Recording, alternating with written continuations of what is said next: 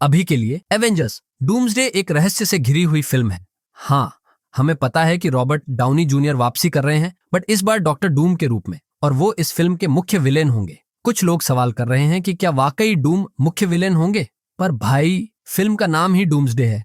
ऊपर से Marvel studios के प्रेसिडेंट केविन फाइगी ने भी कहा है कि एवेंजर्स, थंडरबोल्ट्स, वकंडांस और एक्समैन सब मिलकर डॉक्टर डूम से लड़ेंगे। अब तक काफी सारी लीक्स आई हैं जिनमें बहुत कुछ मेल खाता है, लेकिन एक बात जो अब तक मिसिंग रही है वो है डॉक्टर स्ट्रेंज और क्लिया से जुड़ा प्लॉट।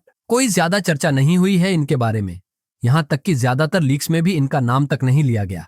एक समय पर बेनेडिक्ट कम्बरबैच, डॉक्टर स्ट्रेंज के एक्टर, ने कहा था कि वो एवेंजर्स डूम्सडे में नहीं होंगे।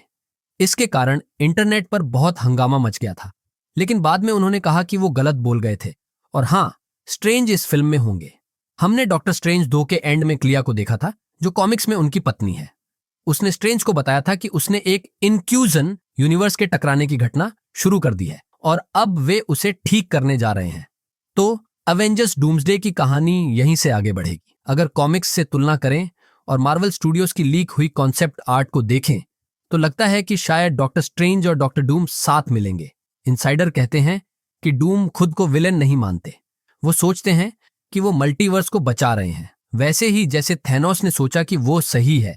अब बात करें स्ट्रेंज की। उसने मल्टीवर्स ऑफ मैडनेस में बहुत मल्टीवर्स जंपिंग की थी और जैसा कि अर्थ 838 के रीड रिचर्ड्स ने बताया, एक यूनिवर्स में किसी बाहरी व्यक्ति का मौजूद होना ही उस यूनिवर्स को अस्थिर कर देता है। क्लिया ने डॉक्टर स्ट्रेंज को बताया कि उन्होंने एक इनकर्जन करवा दी है और अब उसे ठीक करना होगा, और डूम्सडे और सीक्रेट वॉर्स में यही मेन प्लॉट होगा। कॉमिक्स में एक स्टोरी लाइन है, टाइम रन्स आउट, जहां डूम और मॉलिक्यूल मैन पूरे मल्टीवर्स में घूमते हैं और अलग अलग मॉलिक्यूल मैन को मारते हैं, क्योंकि वो बियॉन्डर्स द्वारा बनाए गए टाइम बम की तरह होते हैं जो मल्टीवर्स को तबाह कर सकते हैं।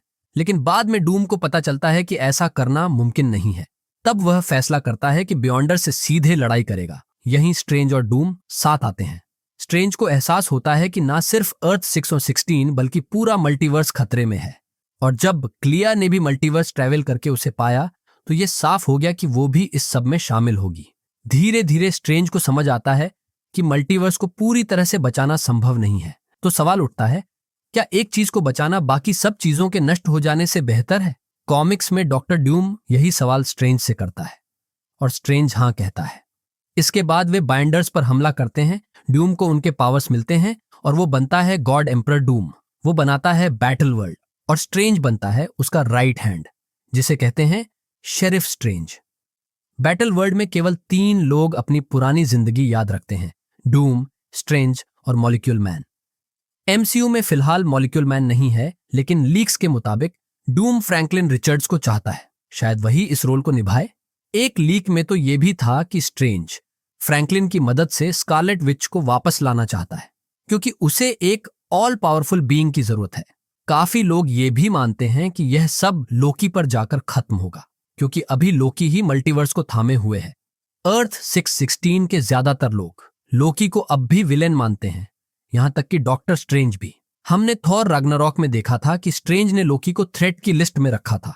जैसे ही लोकी अर्थ पर आया, स्ट्रेंज ने उसे तुरंत एक इन्फिनिट फॉल में डाल दिया था।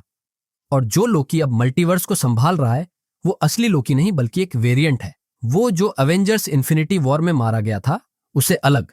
तो स्ट्रेंज और डूम शायद लोकी को खतरे के तौर पर देखें और स्ट्रेंज डूम की बातों में आ जाए, लेकिन फिर असली लड़ाई शुरू होगी। हमें पता है कि एक्समैन, वाकांडा, एवेंजर्स सब डूम के खिलाफ लड़ेंगे। शायद स्ट्रेंज शुरुआत में उनसे नहीं मिलेगा, पर बाद में उन्हें पता चलेगा कि डूम असल में हर किसी को तबाह करना चाहता है, लेकिन तब तक बहुत देर हो चुकी होगी और स्ट्रेंज को समझ आ जाएगा कि मल्टीवर्स को पूरी तरह बचाना नामुमकिन है। डूम शायद फ्रैंकलिन रिचर्ड्स, स्कारलेट विच या लोकी से गॉड लाइक पावर्स लेकर मल्टीवर्स के कुछ हिस्सों को बचाएगा, और स्ट्रेंज को भी यही एकमात्र रास्ता नजर आएगा। इन्फिनिटी वॉर में जैसे स्ट्रेंज ने एक ही विनिंग ऑप्शन देखा था, वैसे ही यहां भी शायद एक ही तरीका होगा, मल्टीवर्स को खत्म होने देना और उसका एक हिस्सा बचा लेना, फिर उसी से सब कुछ वापस बनाना। कॉमिक्स में भी फ्रैंकलिन रिचर्ड्स ने सीक्रेट वॉर्स के बाद नया मल्टीवर्स बनाया था। एमसीयू भी शायद वहीं जा रहा है। मुझे लगता है स्ट्रेंज बाकी हीरो टीम्स के साथ ज्यादा नहीं बल्कि डूम के साथ ज्यादा वक्त बिताएगा और दोनों मिलकर मल्टीवर्स को बचाने का एक रास्ता खोजेंगे, चाहे बाकी सब तबाह क्यों ना हो जाए।